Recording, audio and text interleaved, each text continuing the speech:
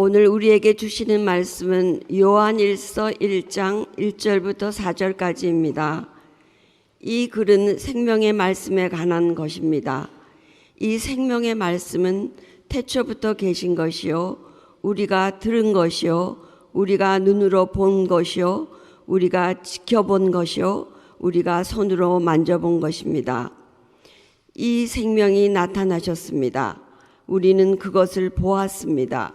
그래서 우리는 이 영원한 생명을 여러분에게 증언하고 선포합니다. 이 영원한 생명은 아버지와 함께 계셨는데 우리에게 나타나셨습니다.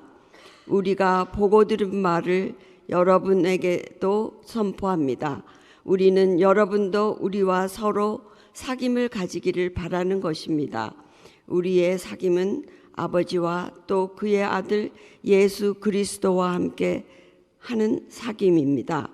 우리가 이 글을 쓰는 것은 우리 서로의 기쁨이 차고 넘치게 하려는 것입니다. 이것은 주님의 말씀입니다. 메리 크리스마스. 크리스마스라는 단어는 여러 가지 색깔의 추억이 엮여 있는 털실 뭉치와 같다 할 수 있습니다. 크리스마스를 지날 때마다 털실 하나씩 더해지는 것이지요. 그래서 이 즈음 되면 조용히 앉아서 그 털실 뭉치를 만지면서 그 털실을 하나씩 뽑다 보면 기억의 그 깊은 저장고에 있던 빛 바랜 기억이 되살아납니다. 어릴 적에 산타클로스가 있을 것 같지도 않은데 있다 하니 양말을 걸어두고 잤는데 아침에 양말 속에서 사탕뭉치를 발견했을 때 그 신비감도 생각이 나고요. 고등학생 시절에 크리스마스 이브 온라잇을 할 때 짝사랑했던 여학생 옆에 앉아서 설렜던 감정도 생각이 납니다. 그 여학생이 지금 제 아내는 아닙니다.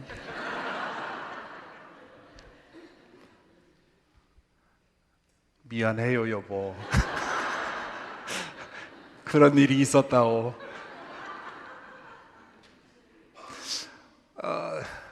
그 여학생의 모습을 생각해 보는데 전혀 생각이 나질 않는데 그 설렘의 감정은 아직도 생생합니다.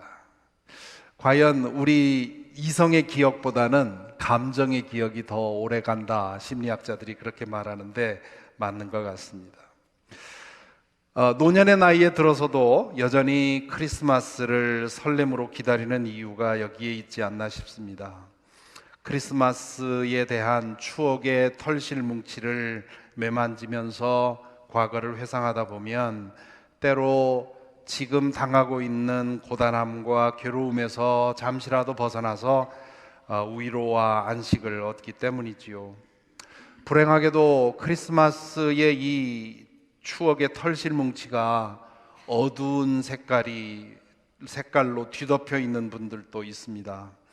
크리스마스에 당한 아주 고통스러운 기억 때문이지요. 이 말씀을 듣는 분들 중에 그런 분들이 계시면 주님의 위로가 함께 하기를 기도합니다. 표면을 덮고 있는 어두운 색의 실을 조금 더 이렇게 헤쳐보시면 그 안에 울긋불긋한 털실이 보일 겁니다. 그 추억들을 살펴보심으로써 과거에 당했던 그런 부정적인 추억이 지금 내 삶을 지배하지 않도록 그렇게 하는 것도 지혜이라고 믿습니다. 올해 크리스마스에 여러분이 겪는 일들이 여러분이 가진 성탄절의 추억의 털실 뭉치가 거기에 아주 예쁜 색깔의 그 털실을 하나 입혀주게 되기를 바랍니다. 그래서 앞으로 2023년도 크리스마스를 생각하면 나도 모르게 빙긋이 웃게 되는 그런 은혜가 이 기간 동안 만들어지기를 기도합니다. 크리스마스는 이렇듯 다양한 그런 추억과 이야기로 우리의 마음에 온기를 전해줍니다. 그 모든 것은 2000년 전에 유다 땅 베들레헴에서 일어난 한 가지 사건으로, 즉 나사렛 예수라는 이름으로 불렸던 한 사람의 탄생으로 시작이 되었습니다. 그 사람의 탄생이 왜 이토록 거대한 문화를 만들어냈습니까? 그 사람이 어떤 존재이기에 지구촌 전체가 이 날을 축제로 지키고 있는 것입니까? 오늘 저는 두 가지 이유에 대해서만 생각을 해보겠습니다. 첫째로 베들레헴에서 태어난 나사렛 예수라 불렸던 그 사람은 신이 존재한다는 결정적인 증거이기 때문입니다. 예수님이 태어나시기 전에도 신이 존재한다는 사실을 증명하려고 노력한 사람들은 많습니다. 유대인들은 신이 자신들을 택해서 구원의 역사를 이어왔다고 믿었습니다. 유대인들이라고 해서 다 믿은 것은 아니었습니다만 많은 사람들이 그렇게 믿었습니다. 그리스 철학자들 중에는 아리스토텔레스의 신증명 이론이 가장 유명합니다. 모든 결과에는 원인이 있어야 하는 것이고 모든 운동에는 그 운동을 만들어낸 동일이 있어야 한다는 논리로 신의 존재를 증명했지요. 그래서 아리스토텔레스에게 있어서 신은 최초의 원인, the uncaused cause, 혹은 최초의 동인, the unmoved mover라고 그렇게 이야기합니다. 그 이후에도 지난 한 3000년 동안 신증명의 논리는 계속 발전했습니다. 하지만 믿을 사람은 믿고 안 믿을 사람은 안 믿습니다. 아무리 탁월한 논리적인 증명도, 아무리 신비한 신체험의 이야기도 결정적인 증거는 되지 못하기 때문입니다. 그래서 절대 다수의 사람들에게 신의 존재는 여전히 가설로, 이론으로, 신화로 남아 있습니다. 나사렛 예수라고 불렸던 그 청년은 그분의 삶으로, 말씀으로, 죽음으로, 부활로, 승천으로, 그리고 그 이후에 성령을 통한 지속적인 활동으로 신의 존재를 증명하셨습니다. 그분의 탄생은 영원의 차원에 계시는 하나님이 시간 속으로 들어오신 사건이고 영이신 하나님이 육신을 입으신 사건이었습니다. 그분은 자신의 존재와 삶을 통해 신이 가설이 아니고 사실이며 신화가 아니고 현실이며 이론이 아니고 실제라는 사실을 증명해 보이셨습니다. 오늘 저는 지난주에 이어서 사도 요한이 쓴 편지의 첫 구절을 읽었습니다. 예수님과 3년 동안 동고동락했던 사도 요한은 그의 편지를 시작하면서 이렇게 씁니다. 이것은 제가 다시 번역을 했습니다마는 태초부터 있었던 것, 우리가 들어온 것, 우리가 우리 눈으로 보아온 것, 우리가 지켜보아온 것, 우리가 우리 손으로 만져본 것, 곧 그 생명의 그 말씀에 관하여, 이렇게 썼습니다. 지금 요한 1서가 바로 자신이 만져보았던 그 생명의 그 말씀에 관한 이야기라는 것입니다. 호적으로 보자면 나사렛 예수는 요셉과 마리아의 아들이고 야고보와 유다 그리고 여러 형제 자매들의 맏형이었습니다. 사도 요한은 그분과 3년 동안 먹고 자며 함께 지냈습니다. 그리고 십자가 처형과 부활과 승천을 겪었습니다. 그 모든 일을 겪은 후에 사도 요한은 그분이 태초부터 계셨던 그 생명의 그 말씀이라는 사실을 알게 되었다고 고백합니다. 따라서 요한에게는 나사렛 출신 예수라는 인간적인 정체성보다 그 생명의 그 말씀이라는 정체성이 더 중요했습니다. 2000년 전 베들레헴에서 태어나 갈릴리 나사렛에서 자라났고 30살쯤 되었을 때 가버나움을 거점으로 활동하신 그 분은 태초부터 있었던 그 생명의 그 말씀이었다는 것입니다.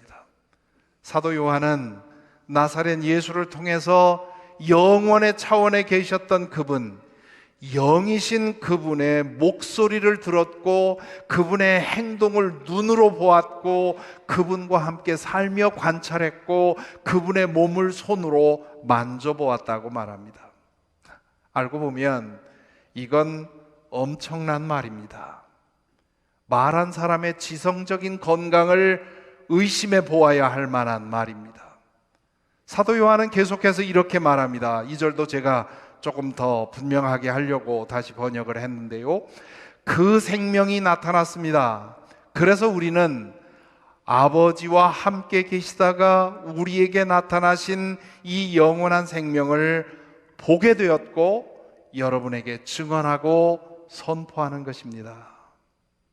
이 사도 요한은 나사렛 예수라고 불리는 그 사람이 태초부터 하나님과 함께 계시다가 우리에게 나타나신 그 생명의 그 말씀이라고 믿었습니다. 그는 예수님을 통해 보이지 않는 하나님을 보았고 그분의 말씀을 들었고 그분을 만져보았다고 얘기를 합니다. 그러면서 이 편지의 독자들에게 그리고 그 편지를 읽는 오늘 우리에게 자신처럼 그분을 보고 듣고 만질 수 있다고 말합니다. 믿으면 그렇게 된다는 거지요. 그분을 믿고 받아들이면 가설로서의 신이 아니라 이론으로서의 신이 아니라 신화로서의 신이 아니라 실제로서 현실로서 신을 경험할 수 있다고 말합니다. 인류 역사에 나타난 뛰어난 철학자들은 신의 존재를 결정적으로 증명해 보이기 위해서 여러 가지 시도를 했습니다. 반면 신이 존재하지 않는다는 사실을 증명하기 위해서 노력한 천재들도 많습니다. 하지만 인류의 지성사가 이렇게 오래 지속되었어도 신의 존재의 문제는 아직도 결판이 나지 않았습니다. 신의 존재 증명이 결판나지 않은 가장 중요한 이유 중 하나는 신은 우리가 살고 있는 이 물질계, 경험계를 초월하시는 분이기 때문입니다. 그 점에서 우리가 믿는 하나님은 잡신이나 우상과는 다릅니다. 그래서 참된 신, 창조자인 신은 과학 연구의 대상도 논리적인 증명의 대상도 될 수가 없습니다. 그 이유를 바울 사도가 잘 표현했지요. 이 구절도 제가 좀 따로 번역을 해보았습니다. 하나 한 분 하나님이요 모든 존재의 아버지, 그분은 모든 존재를 초월해 계시고 모든 존재를 통하여 계시고 각각의 존재 안에도 계십니다. One God and Father of all beings, He transcends all beings, is present through all beings, and works in every being 이라고 되어 있습니다. 잘 아시는 것처럼 신론 중에 범신론이라는 것이 있지요. pantheism이라고 하는 것이 있지요. 힌두교의 신관인데 이것은 신이 하나하나 각각의 존재 안에 있다는 믿음입니다. 반면에 만유재신론 panentheism이라는 것도 있습니다. 이것은 신이 모든 존재를 통하여 있다는 믿음입니다. 하지만 우리가 믿는 하나님은 각각의 존재 안에도 계시고 모든 존재를 통하여도 계시고 그리고 모든 존재를 초월해서도 계십니다. 전능의 능력으로 온 우주와 생명을 창조하신 신이라면 마땅히 그래야 합니다. 그러니 과학 연구로 신의 전모를 알 수는 없습니다. 다만 그분이 남긴 흔적을 부분적으로 알 수 있을 뿐입니다. 저는 창조주 하나님을 믿습니다. 하나님에 대한 저의 믿음은 과학적인 증거에도 있지 않고 논리적인 추론의 결과에도 있지 않고 경험에 근거한 것도 아닙니다. 제가 하나님을 믿는 근본적인 이유는 예수 그리스도 때문입니다. 그분의 탄생, 그분의 생애, 그분의 가르침, 그분의 죽음, 부활, 승천, 그리고 성령을 통해서 계속 일어나는 그분이 하시는 일들을 보면 저는 창조주 하나님을 믿지 않을 수가 없습니다. 그 믿음으로 인해서 저는 사도 요한처럼 보이지 않는 하나님을 보고 삽니다. 그분의 말씀을 듣고 삽니다. 때로 그분을 만져봅니다. 저에게 하나님은 더 이상 가설도 아니고 신화도 아닙니다. 온 세상에 하나님의 임재가 가득하고 온 세상이 하나님의 섭리 안에 있음을 믿기 때문입니다. 성탄절이 중요한 두 번째 이유는 창조주 신이 존재할 뿐만 아니라 우리 각 사람을 관심하시고 사랑하시고 그 사랑을 행동으로 보여주셨다는 데 있습니다. 신이 존재한다 하는 믿음과 신이 우리를 사랑한다 하는 믿음은 전혀 별개의 것입니다. 나를 낳아주신 하나님 부모님이 계시다 하는 말과 그 부모님이 나를 사랑하신다 하는 말은 동일한 말이 아닙니다. 부모가 있지만 부모의 사랑을 알지 못하고 자라는 자녀들도 많이 있지 않습니까? 어떤 사람이 나의 부모라는 사실은 호적으로 혹은 DNA 검사로 충분히 증명할 수 있습니다. 하지만 그 부모님이 나를 사랑한다는 사실은 직접 관계를 맺고 그 사랑을 경험해 보지 않으면 알 수가 없습니다. 여러분은 여러분을 향한 하나님의 사랑이 믿어지시는지요? 알고 보면 기독교 교리 중 가장 믿어지지 않는 것이 하나님이 나를 사랑하신다는 사실입니다. 기독교 교리는 다른 종교 교리에 비교해 볼 때 믿기 어려운 요소들이 참 많습니다. 너무도 황당무계해 보이는 그런 주장도 많습니다. 온 우주의 창조자이신 그분이 나 같은 존재를 아시고 사랑하신다는 말, 알고 보면 황당하기 그지없는 말입니다. 기독교 교리가 때때로 이렇게 황당하고 허황한 이유는 우리가 믿는 하나님과 우리 자신 사이가 얼마나 먼지, 그 까마득한 거리를 기억하면 어느 정도 이해가 갑니다. 바울 사도가 말한 대로 우리가 믿는 하나님은 모든 존재를 초월해 계실 뿐만 아니라 모든 존재를 통하여 계시고 모든 존재 하나하나 안에 거하시는 분입니다. 그런 분에게 나라는 존재는 눈 깜빡할 사이에 있다가 사라지는 먼지에 불과합니다. 그러니 그 어마어마한 하나님이 하시는 일이 우리에게 허황되어 보일 수밖에 없고 그분이 하신 일이 말도 안 되는 것처럼 보일 수밖에 없습니다. 창조자인 신이 존재할 수밖에 없다라는 명제에 동의하는 사람은 기독교인이 아닌 사람들에게도 많이 그것을 믿는 사람들은 많습니다. 미국인들에게 신을 믿느냐 하게 되면 아직도 80% 넘는 사람들이 믿는다고 말합니다.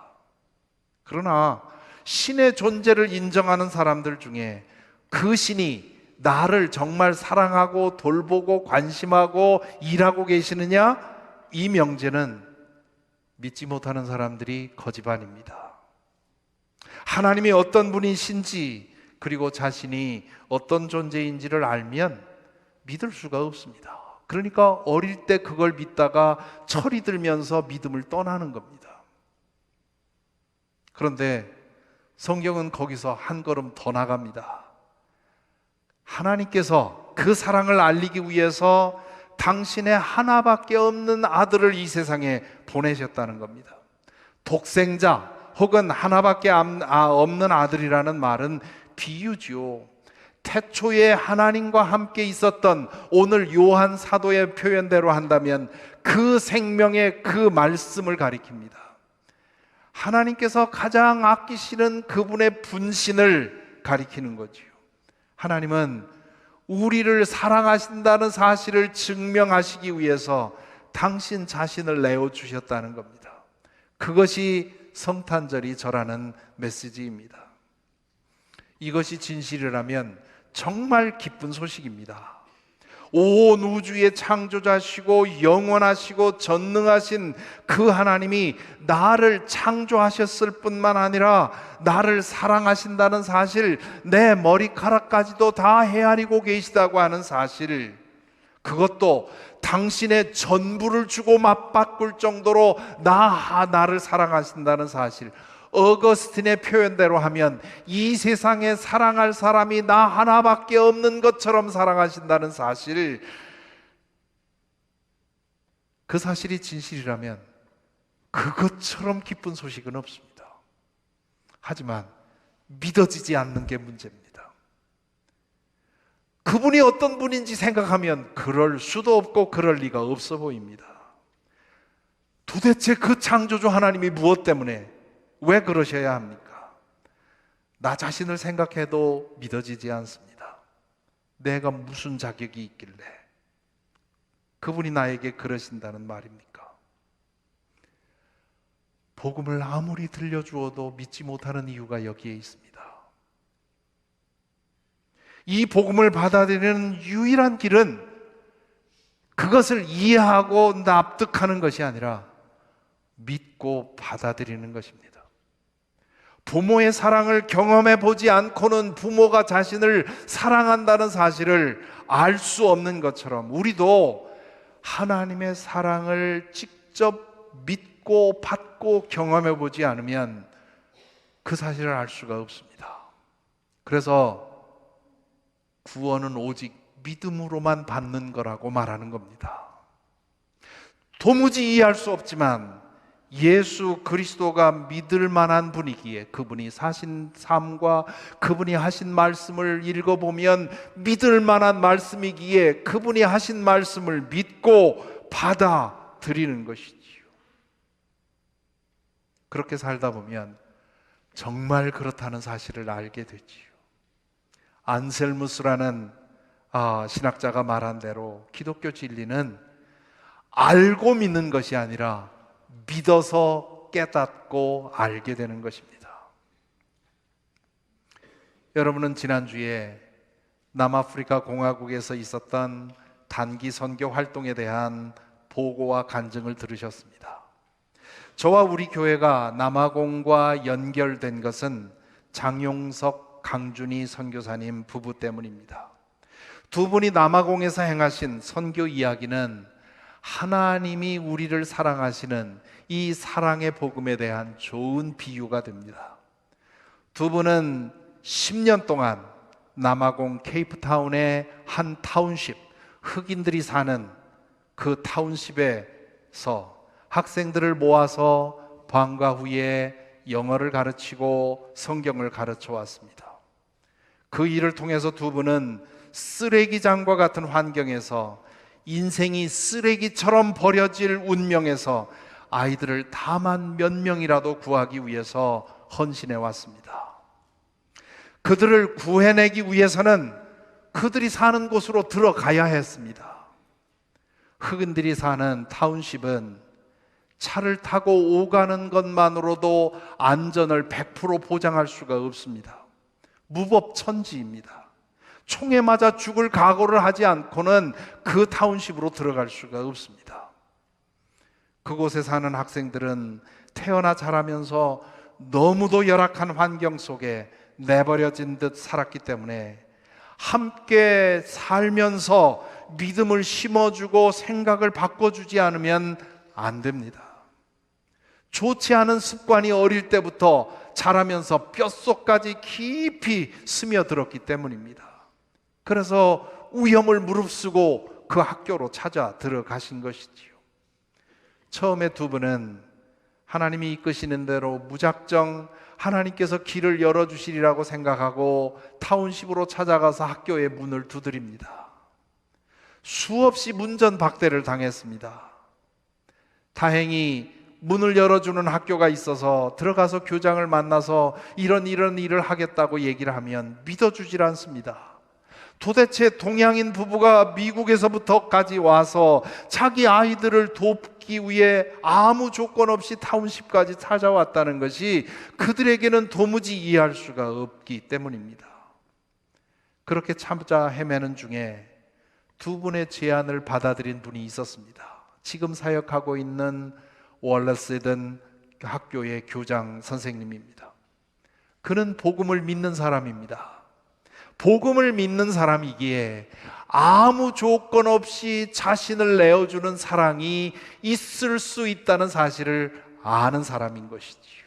그래서 그분은 두 분을 믿고 학교를 허락해 주었습니다. 하지만 교사들과 학생들은 달랐습니다. 아이들은 두 선교사님을 믿지 않았습니다. 그들이 왜 자기들의 학교에까지 찾아와서 자신들을 돕겠다고 하는 것인지 그들로서는 이해할 수가 없었습니다. 뭔가 숨겨진 이유가 없지 않고는 그럴 리가 없다고 생각했을 것입니다. 다행히 소수의 학생들이 두 분의 제안을 받아들입니다. 아마 일부는 긴가민가 하면서 받아들였을 것입니다. 받아들인 후에도 도대체 이 사람들이 몇 년이나 얼마나 우리를 이렇게 할까 의심했을 것입니다. 휴가를 받아서 한 달 동안 미국을 다녀오겠다고 떠날 때 다시 올까 의심하는 사람들도 있었을 것입니다. 그런데 10년 동안 어김없이 돌아왔고요, 변함없이 자신들을 찾아서 조건 없이 사랑해 줍니다. 이번에 가서 두 분이 양육한 학생들과 청년들을 만나보았습니다.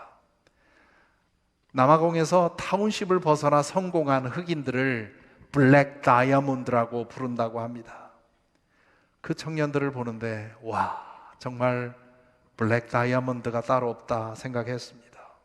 그들은 여전히 타운십에 살고 있지만 그들의 정신과 태도는 10년, 9년, 8년 동안 훈련받은 이 청년들은 이미 타운십 사람이 아니었습니다. 예수 그리스도를 통해 우리에게 전해진 복음을 믿고 받아들이는 것이 이와 같습니다. 우리를 위해서 하나님이 하셨다는 이 이야기는 도무지 믿어지지 않습니다. 온 우주의 창조자이신 하나님이 무엇가 아쉬워서 우리를 사랑하신다는 말입니까? 그 사랑 때문에 인간의 몸을 입으시고 우리 가운데 오셨다는 것이 말이나 됩니까? 오셔도 어떻게 오셨습니까? 가장 비천한 모습으로 오시고 가장 비천한 모습으로 사시다가 가장 참혹한 죽음을 당하셨습니다.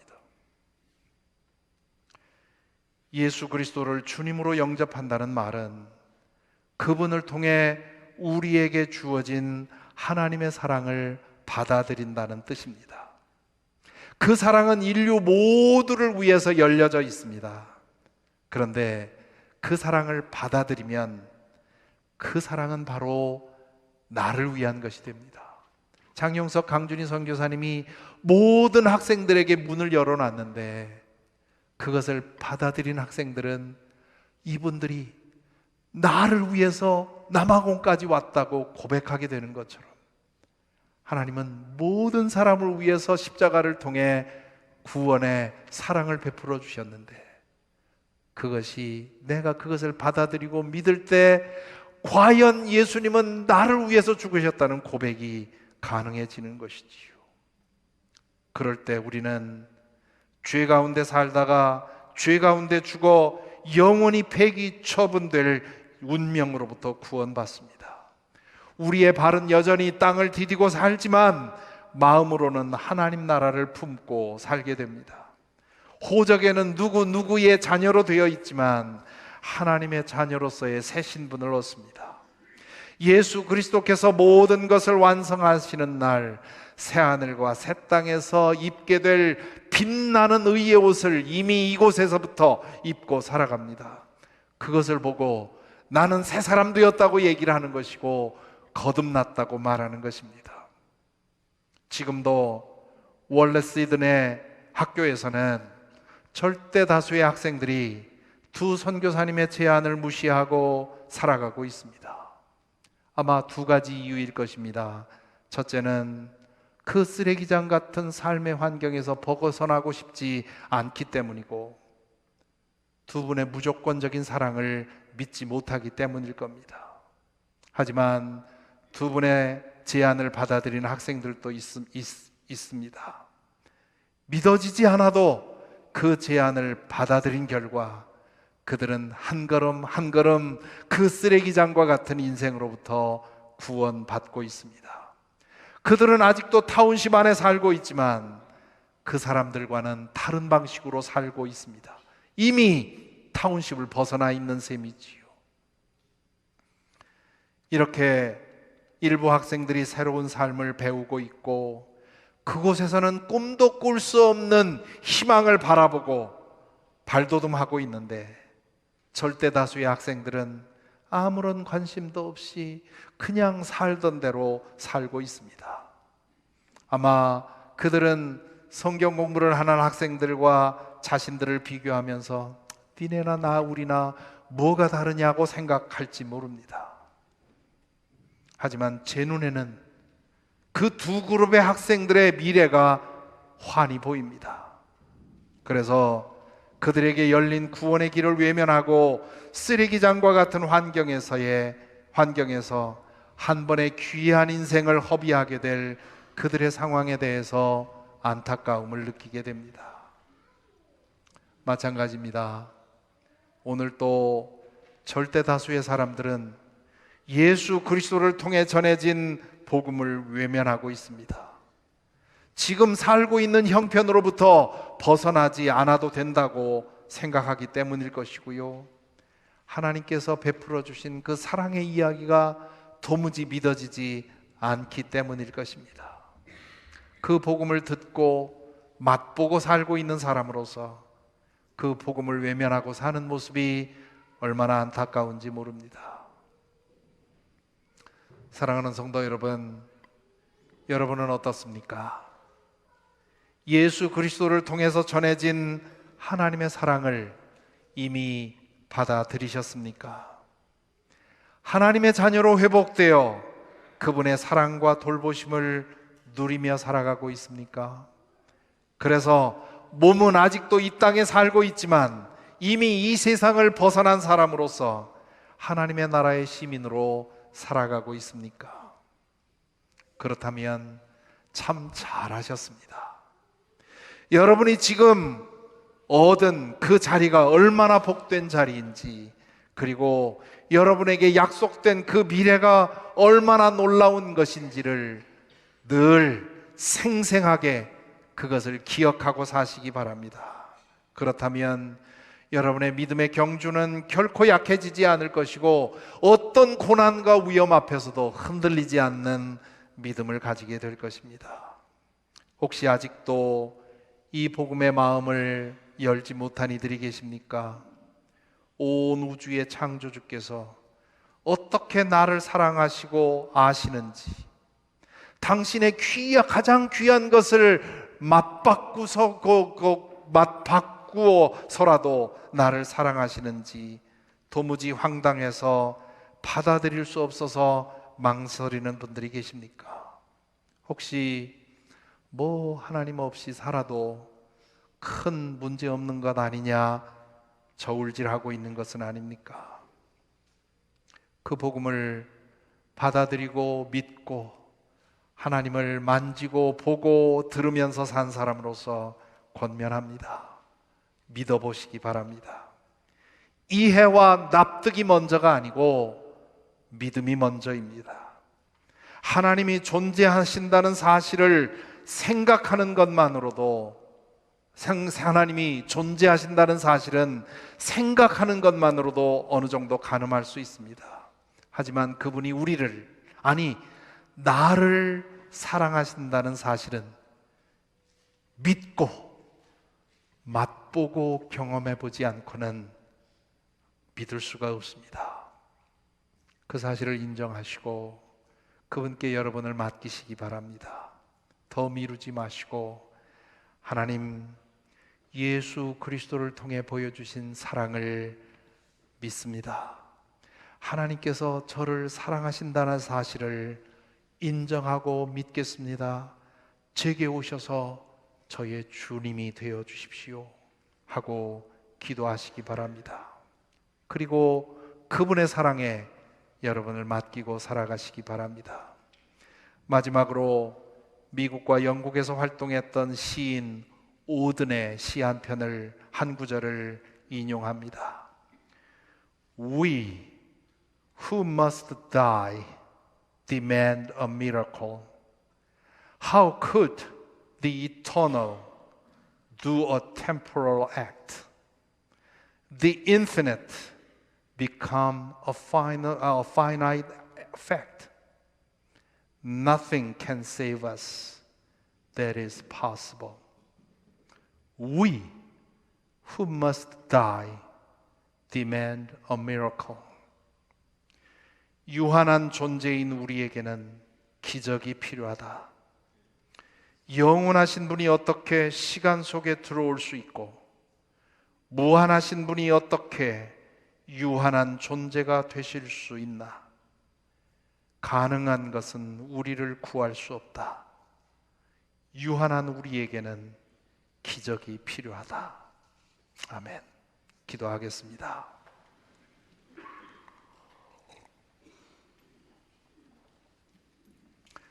이제 잠시 눈을 감고 묵상하십시다.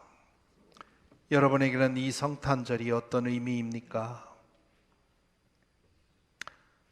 여러분은 예수 그리스도의 탄생을 여러분의 인생에 있어서 가장 중요하게 기념하고 축하해야 할 사건이라고 생각하십니까?